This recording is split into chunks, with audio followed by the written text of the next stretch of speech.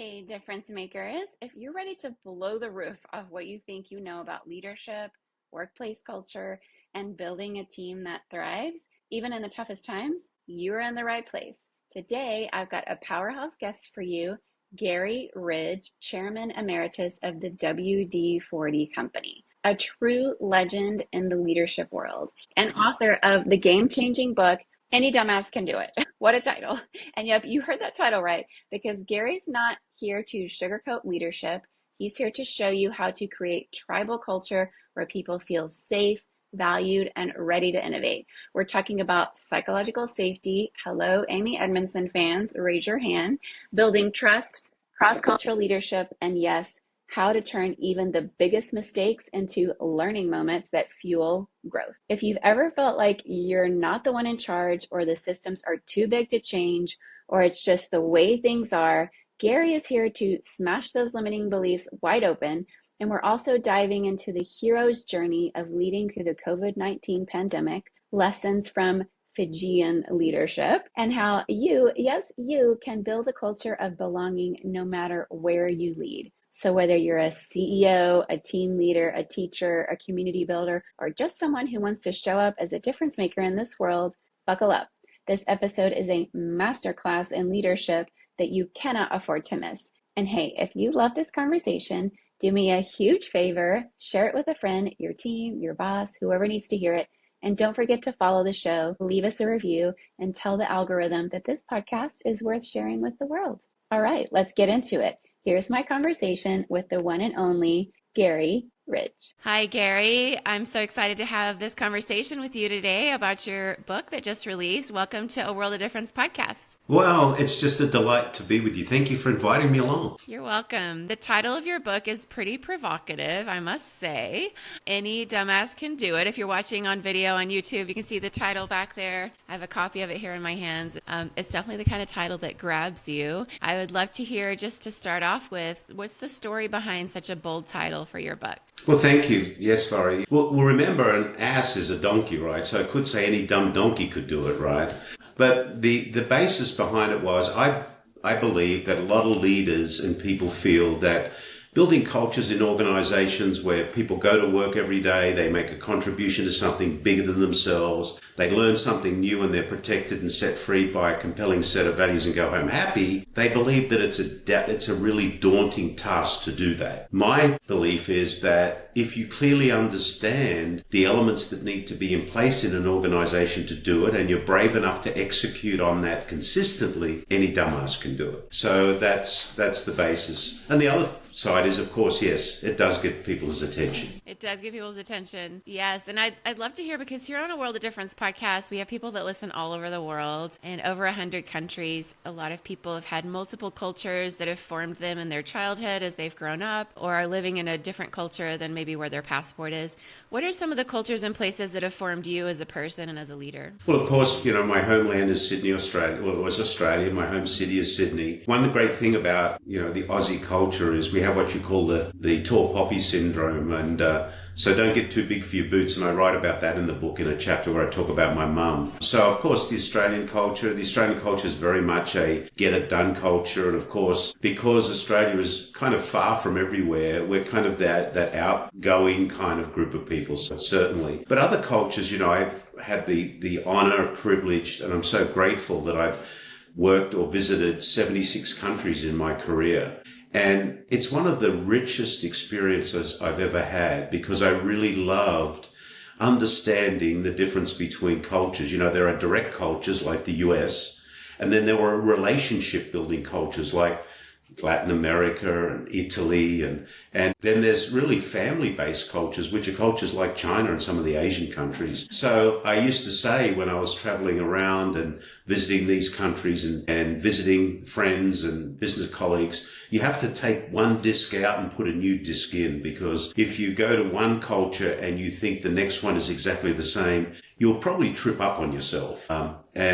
I often say the worst thing you could ever do, well, one of the worst things you could ever do, is send the salesperson that you send to in Bentonville to the same Walmart buying office in Mexico, because the way that you need to react is quite different. I resonate so much with that. Having grown up in international schools in Central and South America, where I learned a lot of relationship building skills. In fact, we were graded on that in elementary school. We had a conduct grade where, as an introvert, I remember in Costa Rica, my teacher, Don Luis, telling my parents that I needed to work on saying buenos dias when I walked in, that I needed to initiate as a child with my teacher. Those relationship building skills were something we were learning in school and in our environment, but they're also a part of business, as you mentioned. So there's places in the world where you'll have these lavish dinners, or business isn't just a phone call or an email. It is very relational. So I resonate with that. Also, having lived in Southeast Asia for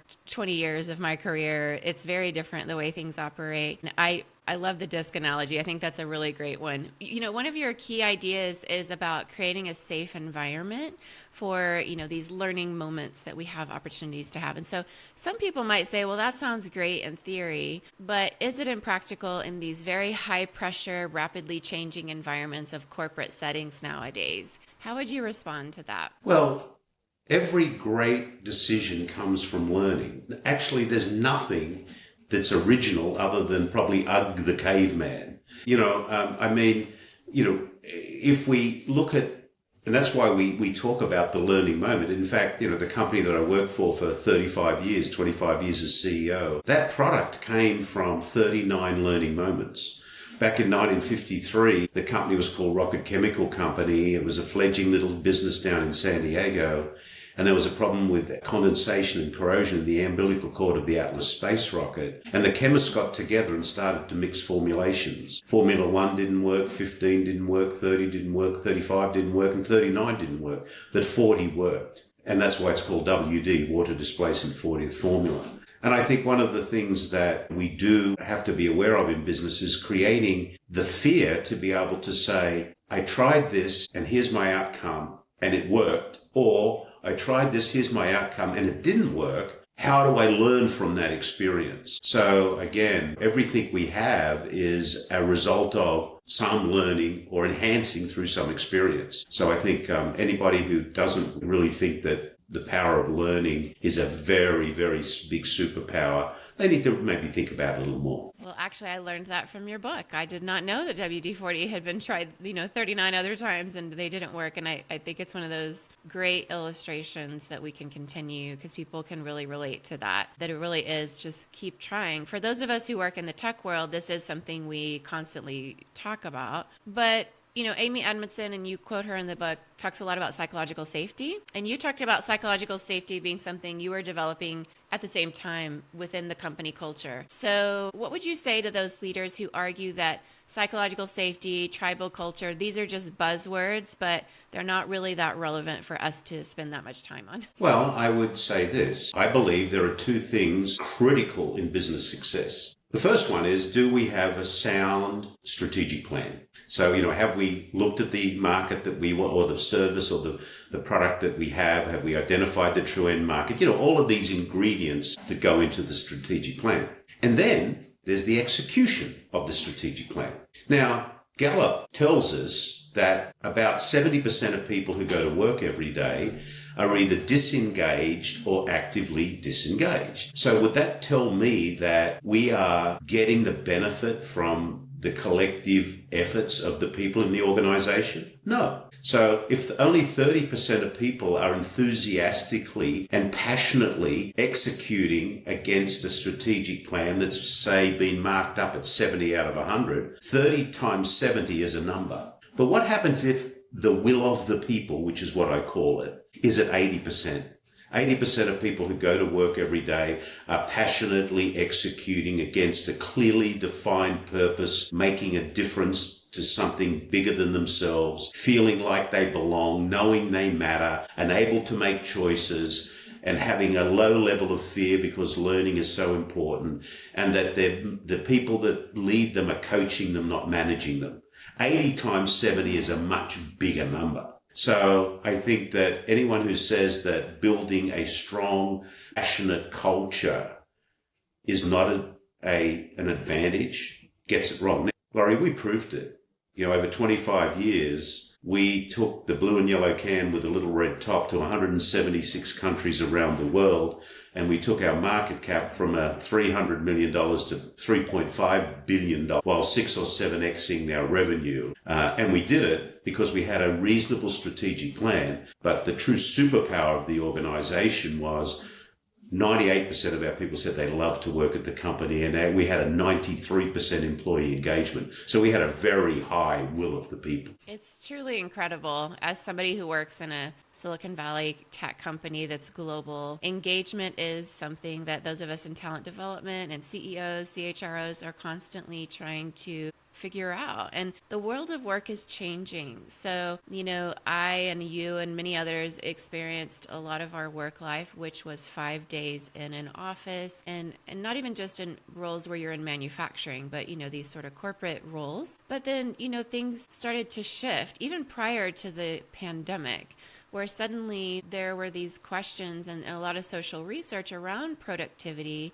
how people work best. Some of the things that you're mentioning, having autonomy and figuring out the way that you get work done that works best for you. This is a very hot topic right now in Silicon Valley with CEOs trying to figure this out and position their companies for the future of work, welcoming in these digital natives, Gen Z, Gen Alpha, neurodiverse populations. What advice would you give a CEO that's making those hard decisions right now for their people and engagement question? Sure. So there is no doubt that we learned through benefiting from technology that there is an opportunity to do the work, some of the work we do without driving through, 8 hours of traffic morning and night. No doubt about it.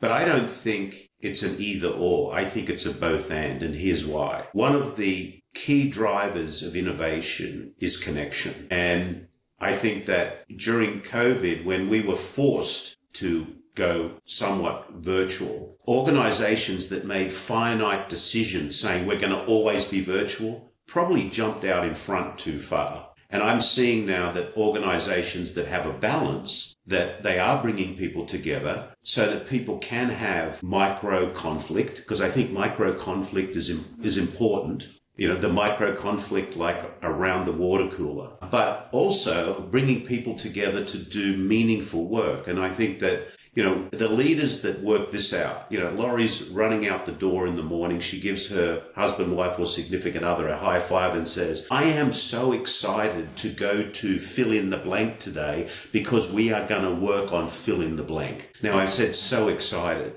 And the fill in the blank is not, I'm so excited to go to work and sit in front of the screen all day. But if we're bringing people together to use their brain, to use their connection, to do meaningful thinking and exciting thinking, to challenge each other, to strategize, that's important.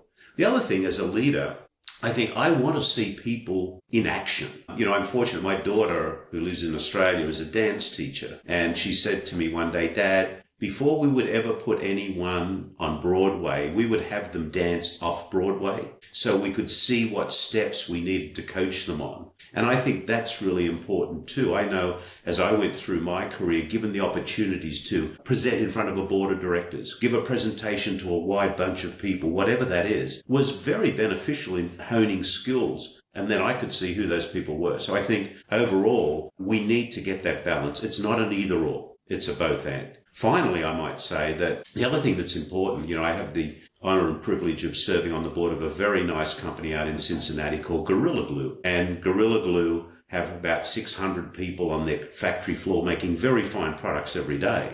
Well, they want to see that the people in the front office are also there some of the time, so we don't create this great divide, because you can't make glue in your lounge room. And Gorilla Glue have really taken that position of, we're going to show the people on the factory floor that they are meaningful to us, because we're going to be here. We're going to be walking around. The CEO is a great CEO who manages by walking about out on the factory floor, knows the names of most of the people, I should think, which I think is also very important. Yes, it's, some of the research that we're seeing, because some of it is still being researched, to be honest. So there's been been enough years since the COVID pandemic and the return to office for some of the corporate side of even manufacturing companies, where we can assess how engagement works best and what's going on with attrition and that type of thing. And I do believe, as somebody who works in a manufacturing company, there is an element that we are seeing of just the presence. And I think you really touched on an important point. We are seeing where engagement can decrease if a return to office mandate is, maybe a 4-day, 5-day a week situation. And then people are coming to an office after sitting in traffic,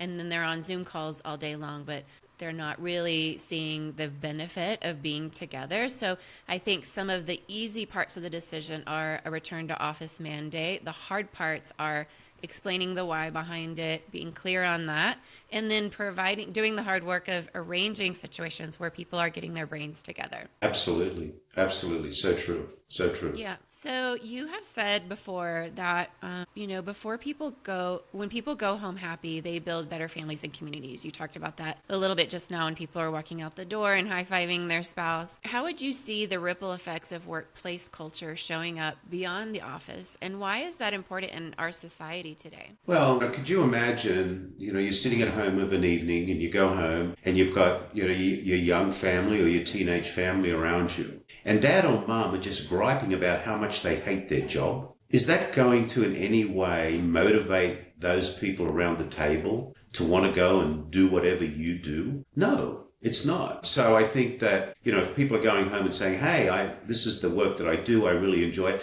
and are able to communicate, and here's the difference I made today. I think that's the other thing. Organizations need to have a clearly defined purpose. And I write about it in the book. Your purpose is not your product. At WD-40 Company, our purpose was to create positive, lasting memories. And, I know many of our tribe members would go home and talk about, hey, this is how I created a positive, lasting memory today. This is how we did it. This is what the outcome was. So there's no doubt we want to set that example. And if you look at the statistics from Gallup, the biggest shift in disengagement is with young people under 35, which is sad. And the other thing that is really sad is we have an epidemic of loneliness going on. And, we need to deal with that. Loneliness is devastating. It ends up in a bad place. So I think we as businesses have an opportunity and an absolute responsibility to do what we need to do to create an environment where people, and I'll say it 1,000 times, it's pretty simple. Do people know and feel like they belong in the organization? And that's by the way they're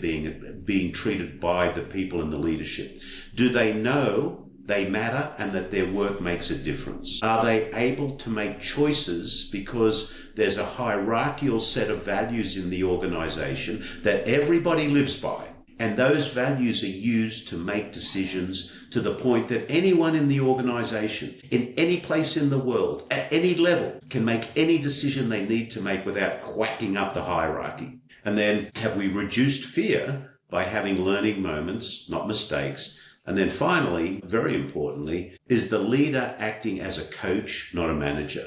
You don't manage people. You're there to coach them to play their best game. No, it's so true. This is something I train on I'm over our training and development at the company where I work. And one of the things I train on in all of our cultures is something based in Google's research that they did on their highest performing managers. And they found out that the key there, Project Oxygen was what it was called. They found out the managers who used coaching practices saw better success, just to your point. And some of those coaching practices aren't natural to a lot of people. They must be taught. It's asking questions that will help open up a blue ocean of possibility. It's not directing them, but really developing them and helping them solve their problems, but you're coaching them alongside. And so this is a very different leadership style. Leadership is changing. And I'm interested to know, when you look at the future of work from your perspective, where we do have, ways that people work, it's not going to be the same as it once was, because what got us here won't get us there.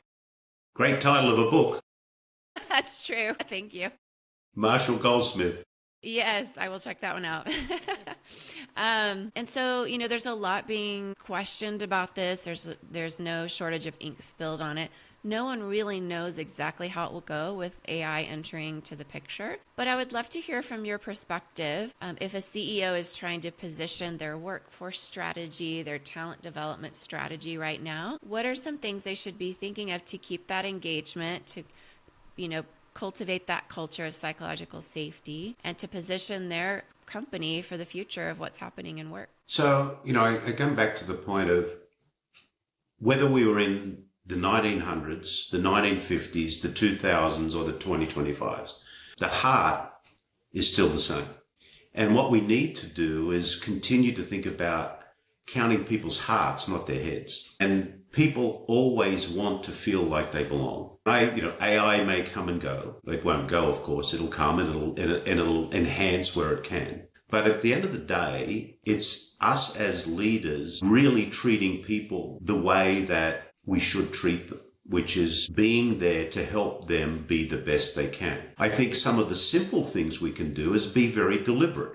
We took the word manager out of our vocabulary completely. Once we said that everybody's a coach, then we had to define what is the role of a coach and how do we have those people be the best coaches they possibly could be. And, I like to make things pretty simple if I can. And I think a lot of organizations camouflage issues with confusion that people don't understand. So if I think about the coaching contract, it's pretty simple. A coach knows what it takes to win the game.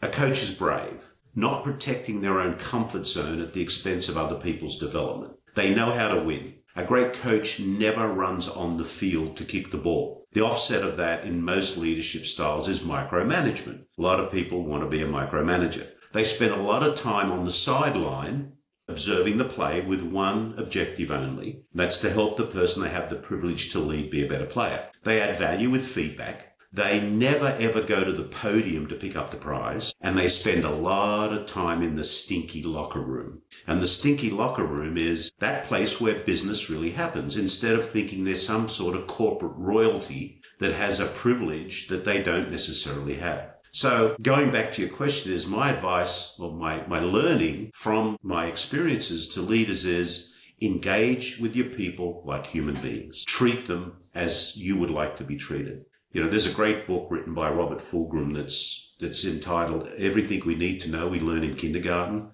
And if you've ever read that book, those principles are truly the principles of great leadership. No, they really are. Some things are very simple. We often see a bit of arrested development in the corporate world where, maybe some people just need a really good therapist and they need to spend some time looking inside and unpacking maybe their childhood narratives. But coaching is so important, and it really is a role that is essential in the future of work. I totally agree.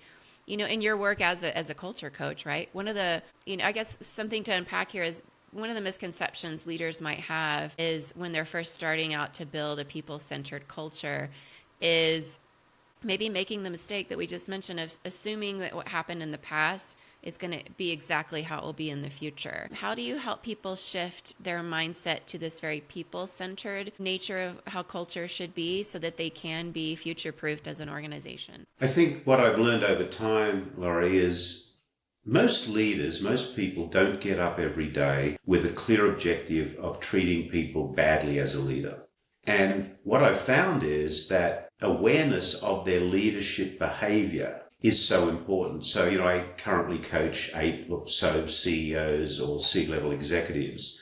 And when we go through a process of identifying their leadership behavior, and I kind of put the mirror in front of them and I say, do you know that not being a good listener sends this message to the people you lead? And they go, oh, no, not really. Do you know that being a micromanager sends this message? Do you know that, and once we identify these behaviors and show them how it's negatively impacting the people they have the privilege to lead, they kind of go, oh, really? So then we go from awareness to intention. How are we going to change these behaviors intentionally to become a better leader so that those that that you're leading and coaching trust you more, rely on your guidance and your coaching. So I think a lot of it is awareness. I know I was like that. I had leadership behaviors, and when I look back at them, I go, oh my gosh, why did I ever act like that? But until I became aware of them, I didn't know how it was impacting people. It's such a key point.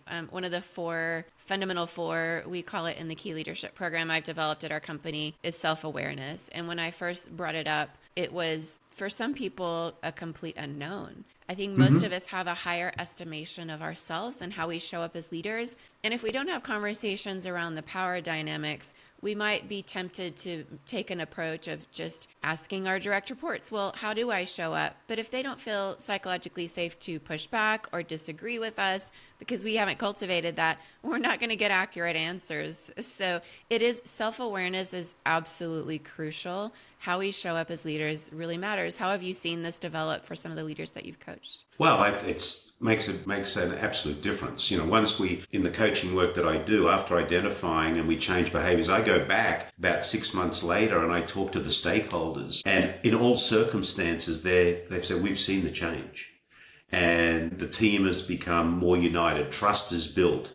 Trust is so important. Are people, when we look at the elements of trust, do the team think you're able, believable, connected, and dependable? A, B, C, D of trust. And that comes out very, very strongly. So I think that awareness is very important, but intention is so important. It is important. I want to talk a little bit about how, especially those who led throughout the COVID pandemic in a business had to make some difficult decisions. And I think to our point around self-awareness, a lot of times founders, and if they're still currently leading the company especially, have their own hero's journey that they're on. They see their journey themselves. But the reality is each of our employees, they're going on their own hero's journey. And what I mean by that is the transformation we see. What do you have to say and what did you notice around understanding the employee's hero's journey and not just centering the one of the person leading as a CEO or a founder and CEO, but to also center the stories of the employees and what they're experiencing as a hero's journey? Yeah, it was so important going through COVID. And, one of the ways to do that is to show empathy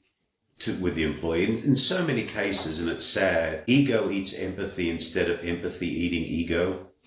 And I don't know whether I've ever introduced you to this person or not. I talk about it in the book. This is Alec, or it could be Alice, the soul-sucking CEO of Fear Incorporated. And I made this little doll up so I could talk about them and the behaviors. But one of the most damaging behaviors is ego. And I think what we learned through COVID is we had to show empathy, even more than before. And, empathy should not be confused with sympathy.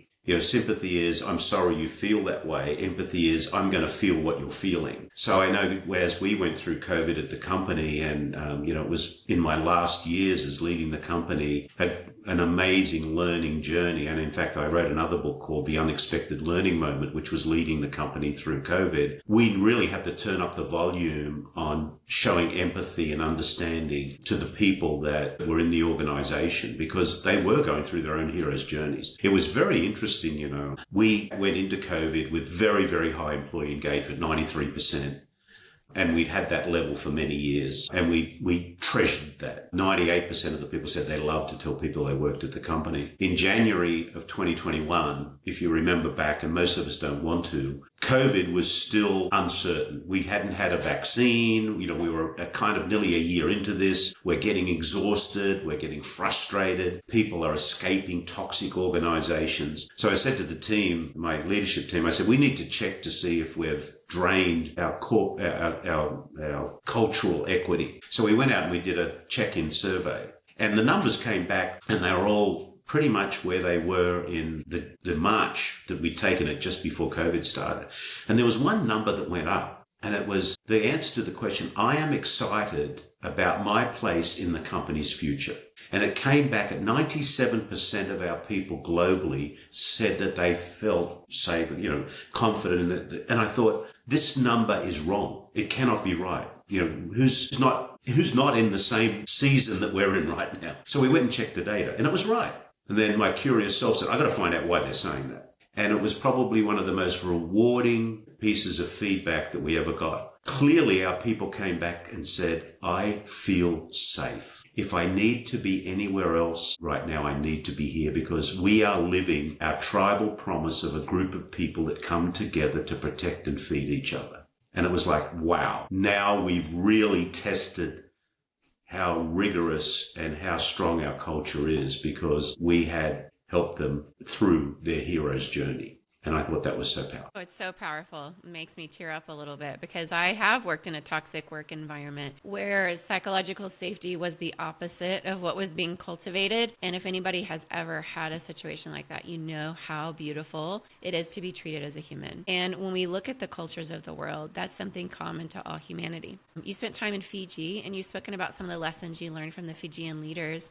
What were some of the most important insights you took from their leadership approach, and how did you incorporate that wisdom into the culture you built at W? Yeah, well, I love Fiji, and I love the heart and the kindness of the Fijian people, and I was privileged enough. We've been back there, I think, again this year. This will be our 10th visit to the same island that we go to, and we've become kind of family. But I think the thing that stood out to me was how, and as you know, I developed this tribal culture concept at the company. And the tribal culture is not to be reflective of any indigenous group. You know, if we go back to the beginning of mankind, Ugg the caveman was part of the tribal culture. But the thing that was really, really powerful to me is I was able to identify attributes of the tribal culture that when I spoke to some of these tribal leaders, they reassured me that these attributes were things that kept them together over a long period of time. And the thing that I learned was the number one responsibility of a tribal leader is to be a learner and a teacher.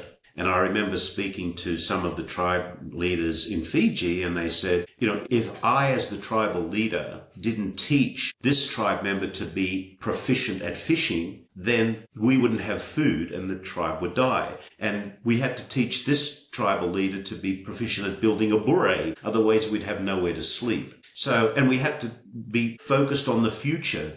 You know, if we saw a storm coming, we had to prepare for it. We couldn't ignore it. So the whole attributes of a tribe were built around, a tribe is a place of learning and teaching. It's a place of values. They all had values, and they all used values to make decisions.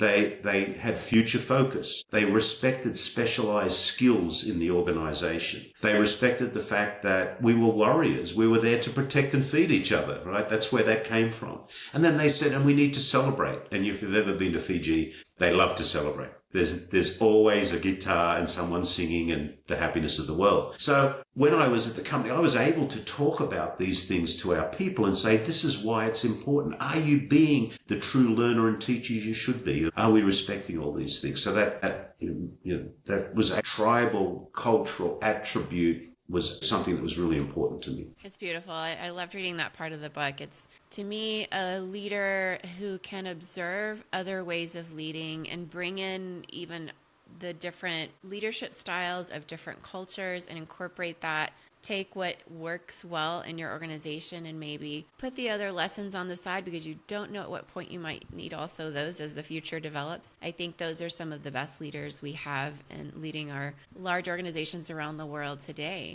So I really enjoyed that part of the book. I have now just a bit of a rapid fire, quick questions. So just short and sweet answers. No, I'm not a gun owner, so not that kind of fire. We're in California. I'm an anti-gun person, but say whatever first comes to mind. So just short and sweet. The first one is, what's a leadership book besides your own that changed your life? Everything You Need to Know You Learn in Kindergarten by Robert Fulghum. You're not alone. Many people have that answer. It's a good one. What one word would you use to describe a great company culture? Belonging. Great choice. And what's your favorite Aussie slang term? Slang term? Brekkie. Brekkie. I love a good brekkie. Delicious. Delicious. Are you a coffee or a tea person? Coffee. Yes, me too. Yeah. They have great coffee in Australia, you know. They do. Melbourne. I love Sydney. I love Melbourne. I don't want to have to choose because I love them both. But I think the coffee culture of Melbourne is probably a little more. I agree. I'm a Sydney sider, but I would agree with you. What's the most underrated quality in a great leader? Dumbassery. Yes. And I did love that part when you autographed my book and you said, "G'day, Lori, your dumbassery is your superpower." It's amazing. What's the best piece of advice Ken Blanchard ever gave you? It's not about you. great advice. A mistake you made that turned into a huge learning moment. The mistake I made was not being a good listener.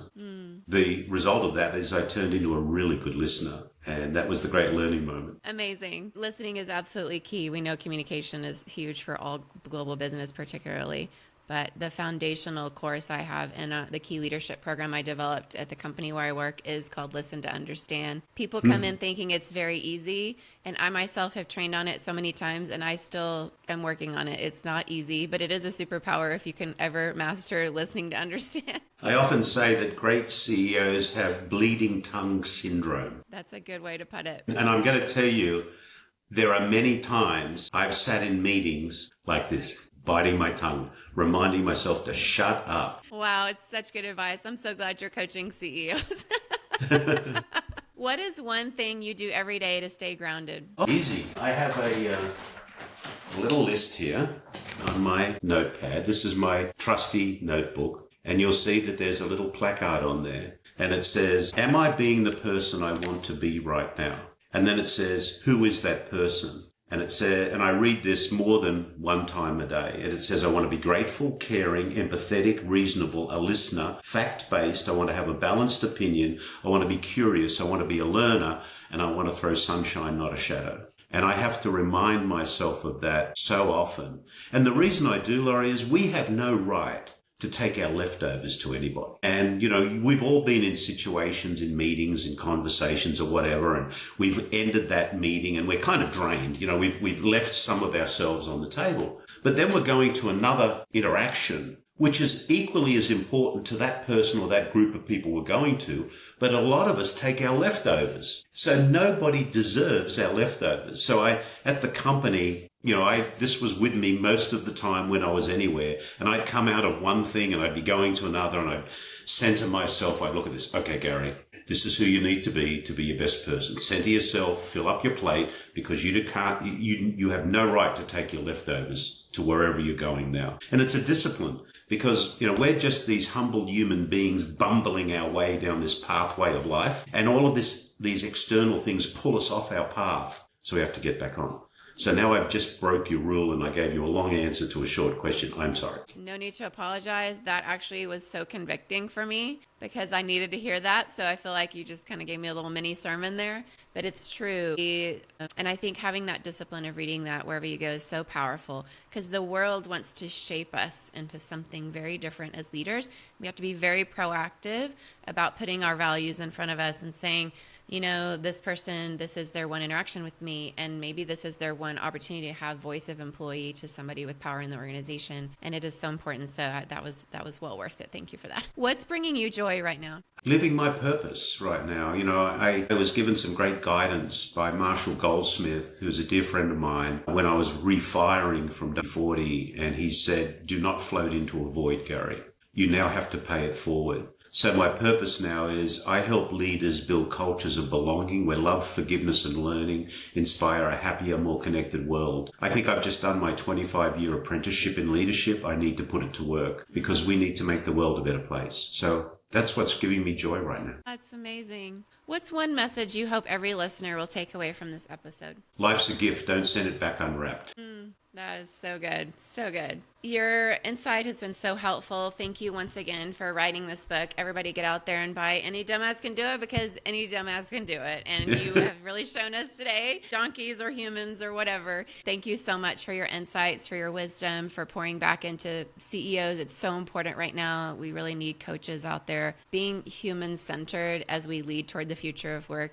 I always say we want AI to do its job well. Let AI be the robots. But if we become the robots, we are not positioned well for the future of work. We need to be more human-centered and where we can all belong and thrive in our organizations. Thank you so much for sharing yourself with us today. Garry, it's been a real honor and privilege. My pleasure. Thank you for doing what you do and for inviting me along. You're welcome. Wow.